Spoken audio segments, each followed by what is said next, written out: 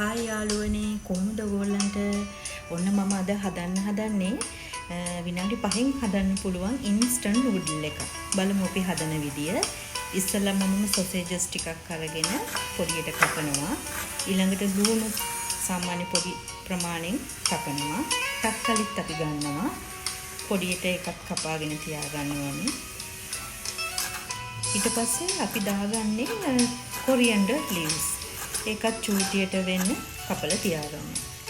දැන් අපි සොසේජස් ටික ෆ්‍රයි කරලා ගන්නවා.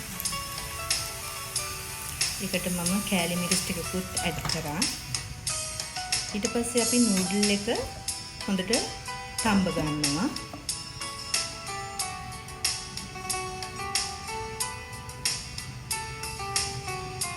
පස්සේ අපි ඒක ලිපෙන් එළියට අරගෙන චුට්ටක් නිවෙන්න තියලා පෑන් එකක් අරගෙන අපි ඒකට තෙල් ටිකක් දාලා අර නූඩල් එක ඒකට ආපහු දානවා.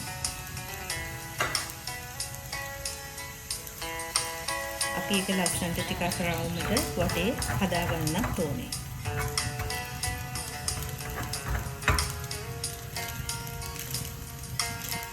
ඊට පස්සේ මම ඒකට බිත්තරයක් උඩින් දානවා.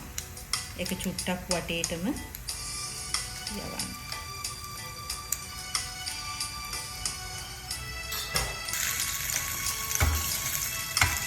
චුට්ටක් එග් එක තැම්බෙනකල් අපි ඉඳලා නූඩල් එක චුට්ටක් එහාට මෙහාට කරලා ඒක හදා ගන්න ඕනේ. එන්න දැන් මම නූඩල් එක එහා පැත්තට මාරු කරන්න හදන්නේ. දැන් කරලා ඉවරයි. ඔයාලට පේනවනේ දැන් ඒක චුට්ටක් බ්‍රවුන් කලර් වෙලා ලස්සනට ෆ්‍රයි වෙලා ඇවිල්ලා තියෙනවා. දැන් මම ඒ උඩට සොසේජස් ටික දාගන්නවා. ඔයාලට කැමති જાතියක් මේකට ඇඩ් කරන්න පුළුවන්. සොසේජස්, ෆිෂ්, චිකන් ඕනම දෙයක්. ඊට පස්සේ මම ඒකට කපාගත්ත ලුණු ටිකක් දානවා.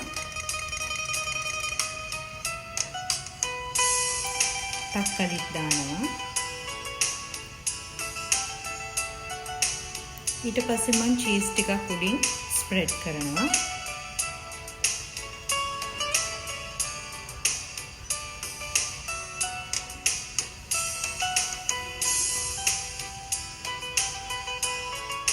ඒ උඩින් උපන් ආපහු කෑලි මිරිස් ටිකක්, ලුණු ටිකක් ඇඩ් කරගන්නවා.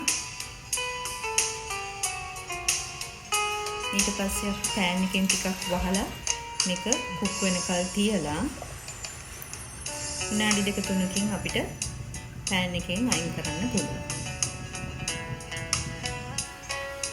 දැන් ඔයාලට පේන හොඳට කුක් වෙලා තියෙන්නේ. ඒ වගේම හොඳ සුවඳකුත් එනවා. දැන් අපි ඒ උඩට කොරියන්ඩර් ලීව්ස් ටික දානවා. දාලා කොහොමනම් පෑන් එකෙන් වහලා ටිකක් වෙලා තියන්න. ඔන්න දැන් තමයි හොඳම සුවඳක් එන්නේ පෑන් එකෙන් අරලා ගන්නකොට. ඊට පස්සේ මම මේක ප්ලේට් එකකට අරගන්නවා. ඉතින් හරියම ලේසියෙන් ඉක්මනට ඕනම කෙනෙකුට හදා ගන්න පුළුවන් හරිම රස කෑමක් මේක.